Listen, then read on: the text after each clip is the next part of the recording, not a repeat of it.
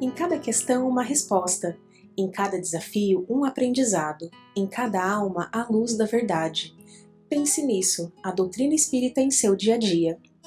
Se você gostar do nosso programa, curte, compartilhe e nos siga em nossas redes sociais. Prezados amigos da Rádio Meimei, estamos de volta com a nossa crônica Pense Nisso, um espaço reservado para passarmos algumas informações que podem ser importantes para você, como são para nós. Estamos aí procurando entender cada vez mais os fundamentos da doutrina espírita. Hoje nós vamos abordar um tema muito importante para todos nós, mas era demais importante para Jesus e para o Espiritismo, principalmente para a humanidade, nos dias de hoje, que vive um momento tão conturbado.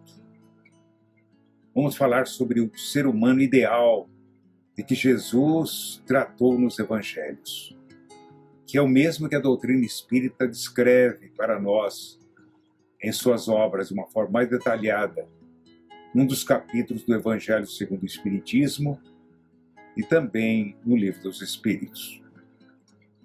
Você se lembra da parábola do bom samaritano, claro. É uma das parábolas mais conhecidas do Evangelho. É a história do viajante que, por sinal, era um samaritano, que vinha a cavalo por uma estrada deserta, a estrada que ligava a cidade de Jericó, a capital Jerusalém. E no meio do caminho ele deparou com um homem caído ao solo, com marcas de ferimento. Você se lembra que o samaritano, vendo o homem ferido, abandonado, evidentemente, ali à própria sorte, compadeceu-se dele. E ali ele prestou os primeiros socorros. E depois, percebendo que o caso era mais grave, levou a uma estalagem. Estalagem era um tipo de albergue, ou casa de repouso, aos viajantes à beira da estrada, onde pediu ao estalageiro que abrigasse o homem e que o atendesse naquilo que ele precisasse. Para isso deu-lhe algum dinheiro e dizendo ainda que se o dinheiro que ele estava dando não fosse suficiente, que ele pagaria o restante na volta. E que não faltasse, evidentemente, a melhor assistência àquele homem. É claro que a gente depreende aí que esse samaritano era conhecido do estalageiro, que passava sempre por ali e que ia por ali e voltava por ali, né? Então ele estava a serviço. E ficou assim, o estalageiro assumiu esse compromisso e o homem seguiu a sua viagem. Mas você se lembra também que antes de do samaritano passar pelo ponto em que o desconhecido se achava caído, passaram pelo mesmo local, segundo o relato de Jesus, um sacerdote e um levita, que nenhum deles foi capaz de socorrer o homem. Nenhum deles se preocupou em atender aquela pessoa ferida ao longo da estrada. Então nós perguntamos, quem era o sacerdote? Quem era o levita? Os sacerdotes, caros amigos, geralmente eram saduceu. Era o homem que presidia os cultos no templo de Jerusalém. Ele era muito considerado, respeitado, pelo fato de estar ali no altar dos altares, segundo a crença dos judeus, bem perto de Deus. Era, portanto, o homem que estava mais perto de Deus, o sacerdote. Os judeus acreditavam que Deus estava no templo, pois ali se encontrava a Arca da Aliança, um objeto sagrado que continha os mandamentos recebidos por Moisés há mais de 1000 anos atrás. Veja, portanto, como o sacerdote era importante. Ele era o intermediário entre o homem e Deus.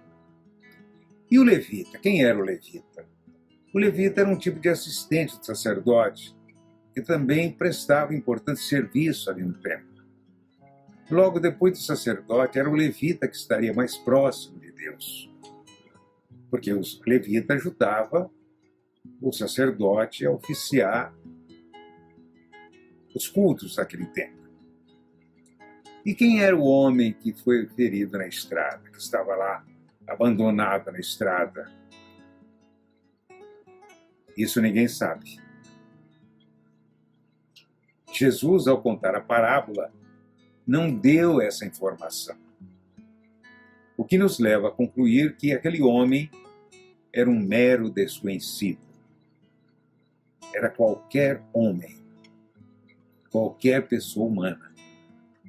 Podia ser uma pessoa de bem, podia, mas também podia ser uma pessoa, podia. Para Jesus, no entanto, era apenas um homem, um ser humano, não importava a sua origem, nem mesmo o seu caráter. Era apenas um ser humano, um filho de Deus, que estava ali abandonado na estrada e que precisava ser socorrido. Como é que Deus socorre os seus filhos? Sempre por meio de outros filhos. Por isso que outras pessoas passaram por ali e viram o homem estirado no chão, largado e abandonado, ferido na estrada. Repare que o samaritano, que se acreditava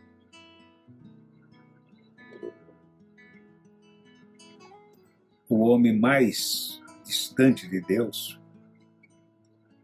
ou seja, aquele que nem sequer frequentava o templo, ele não aceitava que Deus pudesse estar no templo. Ele era considerado praticamente um herege, talvez um inimigo da religião. Então ele era muito mal visto entre os judeus. Mais do que isso, ele era hostilizado pelos judeus. Para os judeus, o samaritano era um mau caráter.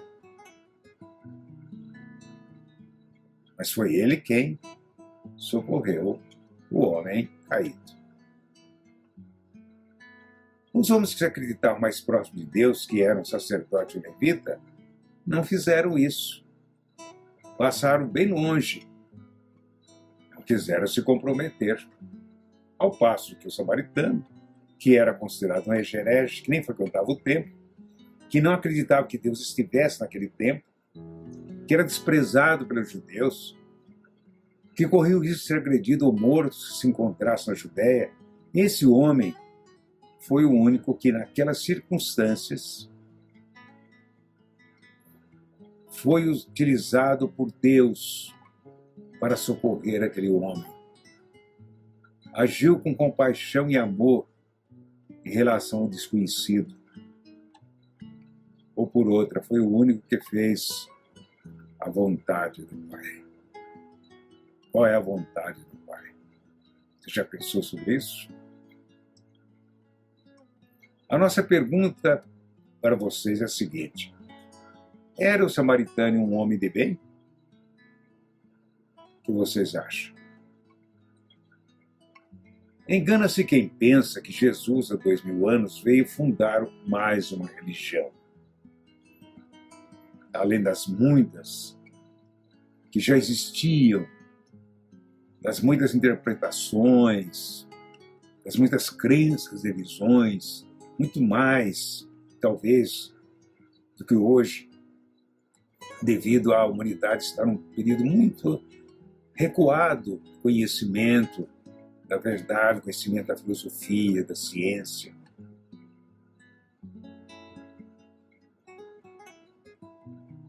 Então, caros amigos,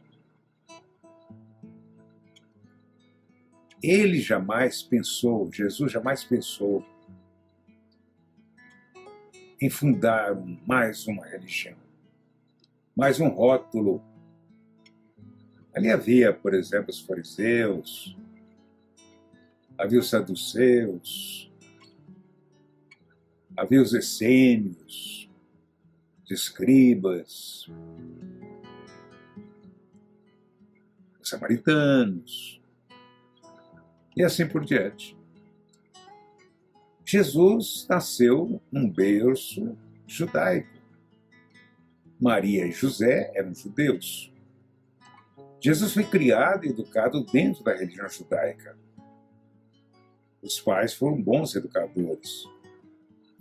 A religião judaica era uma religião muito ritualista, cuja revelação se deveu a Moisés, lá há mais de 12 anos atrás.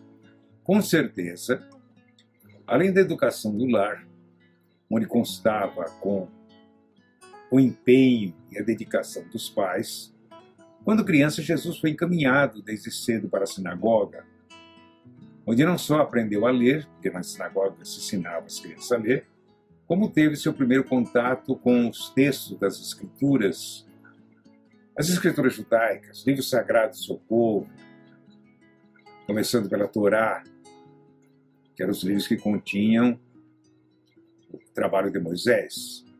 Embora o judaísmo tivesse uma filosofia moral inspirada nos ensinamentos de Moisés, na prática, ela se apoiava, sobretudo, nos complicados cerimoniais de adoração, observando as recomendações expressas no terceiro livro, o Levítico, que trata de deveres sacerdotais, onde nós vamos encontrar a prática religiosa, inclusive ali as recomendações mais detalhadas sobre como deveriam ser feitas as oferendas, os holocaustos.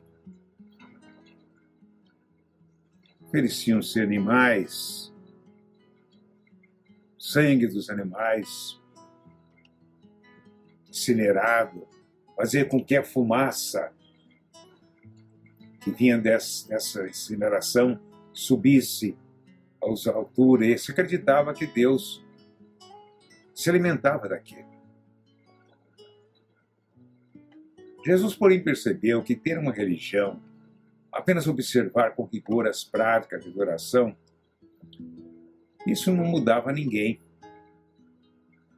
Essas práticas não contribuíam para que as pessoas se tornassem melhores, mais amigas, mais solidárias, mais amorosas, mais dedicadas ao bem do próximo. Não contribuíam.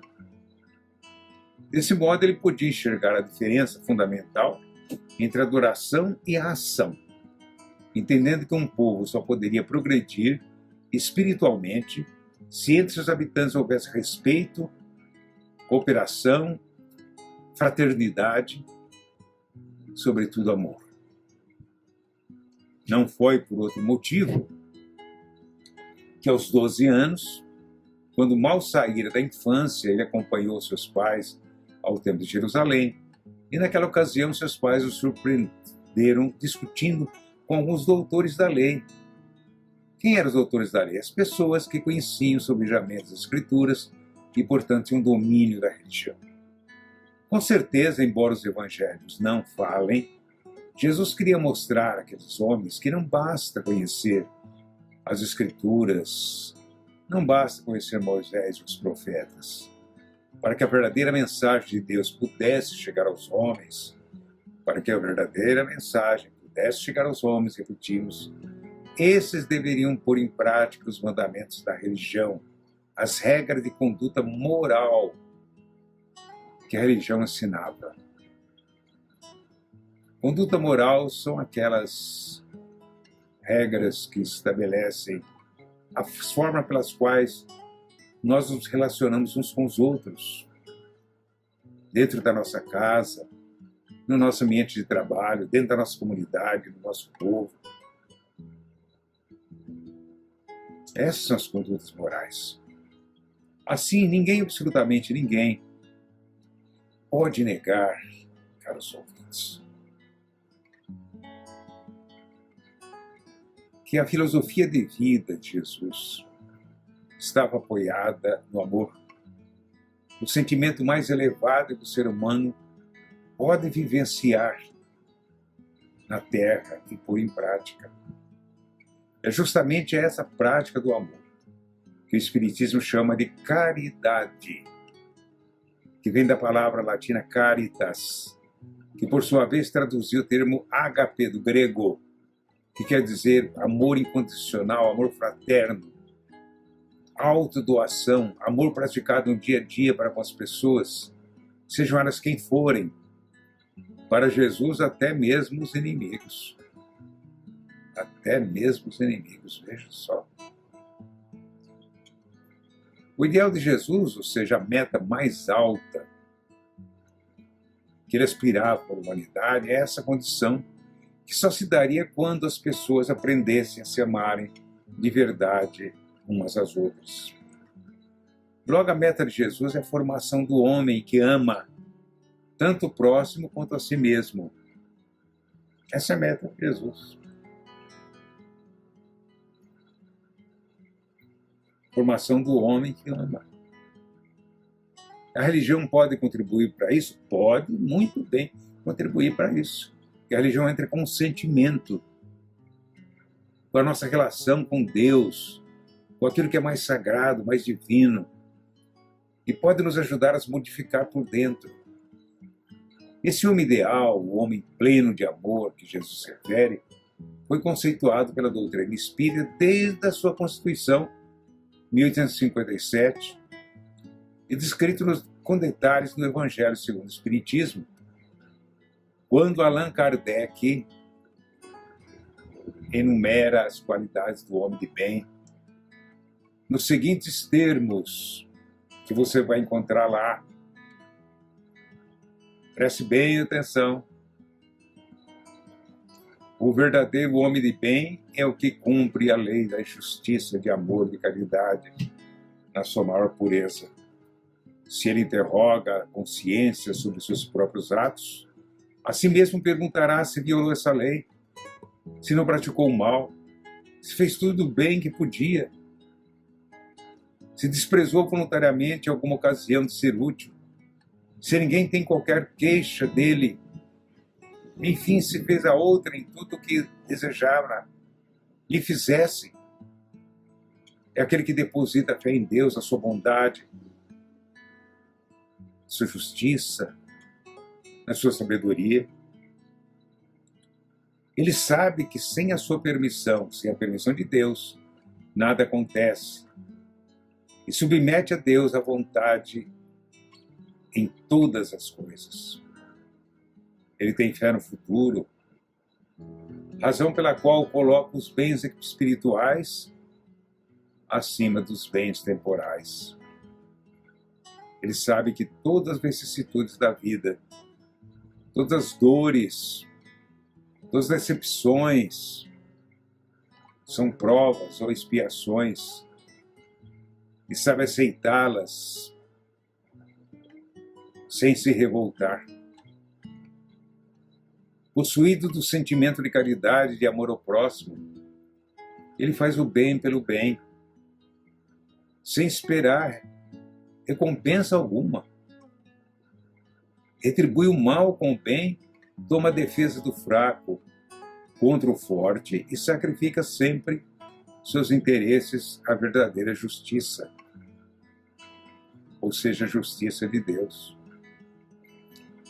Encontra satisfação nos benefícios que espalha, nos serviços que presta, no fazer ditosos os outros, nas lágrimas que enxuga, nas consolações que prodigaliza os aflitos. Seu primeiro impulso é para pensar nos outros, antes de pensar em si. É para cuidar dos interesses dos outros, antes de cuidar do seu próprio interesse. O egoísta, ao contrário, calcula os proventos e as perdas decorrentes de toda ação generosa. O homem de bem, meus caros amigos, é bom, é humano, é benevolente para com todos, sem distinção de raças, nem de crença, nem de qualquer outro diferencial humano, porque em todos os homens ele sempre vê seus irmãos. Respeita nos outros todas as convicções sinceras e não lança maldição aos que, como ele, não pensam. Em todas as circunstâncias, toma por guia a caridade, tendo como certo que aquele que prejudica outrem com palavras malévolas, que fere com seu orgulho e seu desprezo a suscetibilidade de alguém, o sentimento de alguém, que não recua a ideia de causar um sofrimento, uma contrariedade, ainda que por ligeira, quando a pode evitar, falta ao dever de amar o próximo e não merece a clemência de Deus. Ele não alimenta ódio, nem rancor, nem desejo de vingança. E a exemplo de Jesus, perdoa e esquece as ofensas, e só dos benefícios se lembra, por saber que perdoado lhe será, conforme houver perdoado. É indulgente para as fraquezas alheias, porque sabe que também necessita de indulgência e tem presente esta sentença de Jesus: atire-lhe a primeira pedra aquele que se achar sem pecado. Nunca se compraz em rebuscar os defeitos dos outros, nem ainda em evidenciá-los. Se a isso se vê obrigado, procura sempre o bem que possa atenuar o mal. Estuda suas imperfeições e trabalha incessantemente em combatê-las. Todos os esforços ele emprega para dizer no dia seguinte que alguma coisa traz em si melhor do que trazia na véspera. Não procura dar valor ao seu espírito, nem aos seus talentos, a expensas de outros. Aproveita, ao invés, todas as ocasiões para fazer ressaltar o que seja proveitoso às pessoas com quem convive. Não se envaidece de sua riqueza, nem de suas vantagens pessoais, por saber que tudo que foi dado pode lhe ser tirado. Usa, mas não abusa dos deveres, dos bens que lhe são concedidos. Sabe que é um depósito de que terá de prestar contas e que o mais prejudicial emprego que lhe pode dar é o de aplicá-lo à satisfação de suas paixões. Se a ordem social colocou sob seu mundo outros homens, trata-os com bondade e benevolência, porque são seus iguais perante Deus. Usa de sua autoridade para lhes levantar um moral, e não para o esmagar com seu orgulho. Evita tudo quanto lhes possa tornar mais penosa a posição subalterna em que se encontra. O subordinado, de sua parte, compreende os deveres da posição que ocupa e se empenha em cumpri-los conscienciosamente. E, finalmente, o homem de bem respeita todos os direitos que aos seus semelhantes dão as leis da natureza, como quer que sejam respeitados os seus. Após enumerar essas virtudes, caros ouvintes, Allan Kardec conclui o seu escrito dizendo: não ficam assim enumeradas todas as qualidades que distinguem o homem de bem, mas aquele que se esforça por possuir as que acabamos de mencionar se acha no caminho que a todas as demais conduz. Muito obrigado pela sua atenção. Até uma próxima oportunidade e fiquem com Deus. Chegamos ao fim de um Pense Nisso. Lembre-se, em cada questão, uma resposta. Agradecemos a sua audiência. Nosso encontro é toda terça às 9 horas da manhã com um novo tema. Se você perdeu, pode ouvir as reprises às 15 e às 21 horas ou a qualquer momento em nosso site www.radiomeimei.com.br. E se você gostou do nosso programa, curta, compartilha e nos siga em nossas redes sociais. Até a próxima! Queridos amigos, em sintonia com o plano maior, vamos realizar e vivenciar o nosso Evangelho no lar. Permitir que os nossos pensamentos se conectem a algo sublime para acolhermos os emissários de luz e amigos celestiais que vêm em nosso auxílio, trazendo a paz e o equilíbrio de que tanto necessitamos para o nosso crescimento espiritual. Do livro Tende Bom Ânimo, na luta diária. É possível que estejas enfrentando provas que os outros desconhecem. Dúvidas assolam-te o espírito. A insegurança te ronda os passos. Ideias pessimistas te povoam a mente. Lágrimas que não caem encharcam-te o coração. Todavia, não te confies ao desespero, exteriorizando as próprias aflições, de modo a impingi-las nos que te cercam. Não podes culpar o mundo pelas dores que padeces. Irritação e azedume afastarão de tua presença os companheiros que estimas. Esforça-te para sorrir e a alegria te acenderá a luz da compreensão adentro da própria alma.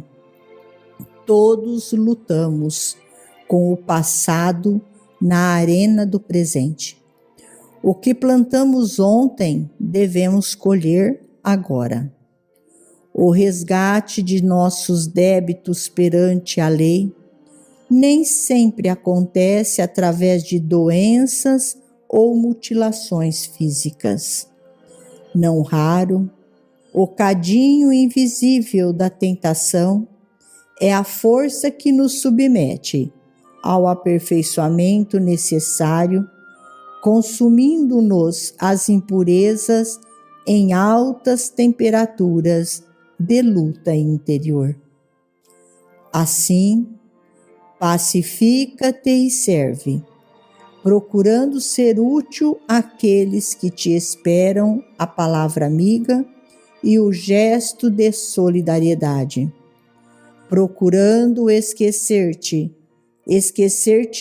igualmente os problemas que te martirizam.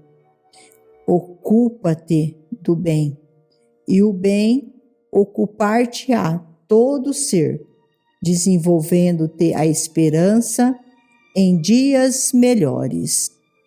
Irmão José. Finalizamos a mais um Evangelho no Lar.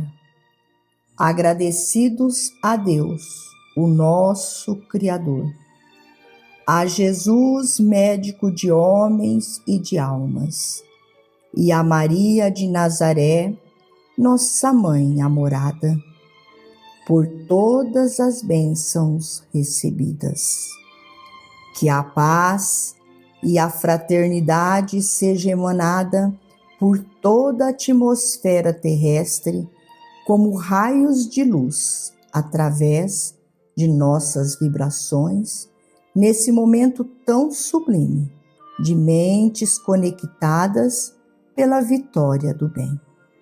Fiquem todos com Jesus e até amanhã, se Deus assim o permitir. Ciclo de palestras espíritas da US Intermunicipal de Garça.